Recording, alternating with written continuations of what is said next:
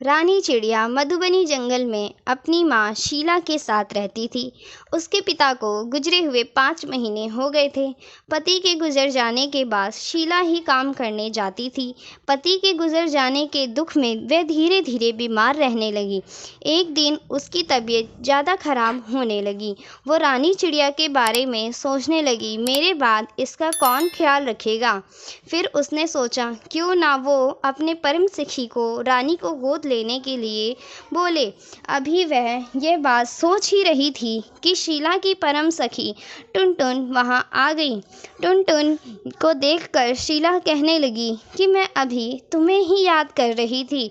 टुनटुन बोली, क्या बात है, बोलो। शीला ने बोला, क्या तुम मेरी बेटी को गोद ले लोगी? अब मेरी तबीयत बहुत ख़राब है, कब तक हूँ कुछ पता नहीं। टुनटुन ने बोला, मुझे अपने पति से पूछना पड़ेगा। टुनटुन अपने घर गई और अपने पति से बोलने लगी, मेरी मित्र की तबीयत बहुत ख़राब रह रही है। वह अपनी बेटी हमें गोद देना चाहती है, क्या मैं उसे अपने घर ले आऊं?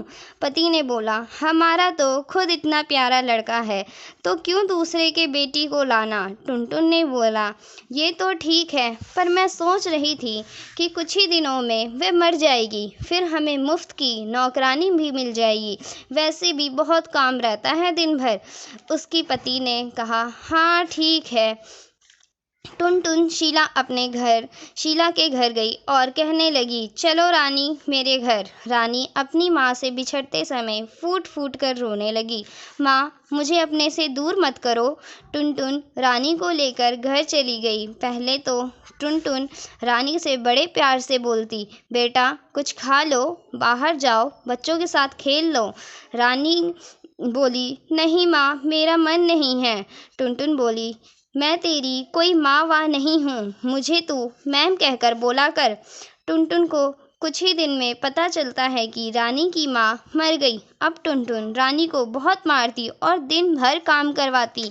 ये सब देखकर उसके बेटे को बहुत बुरा लगता। एक दिन रानी ने के सपने में अपनी माँ को देखा और रानी बहुत रोने लगी और टुनटुन से कहने लगी कि मुझे माँ से मिलना है। टुनटुन कहने लगी, जाकर सो जा, क्यों नींद खराब कर रही है, उठ गई तो बहुत मारूंगी तुझे। रानी रोते रोते अपने रूम में चली गई।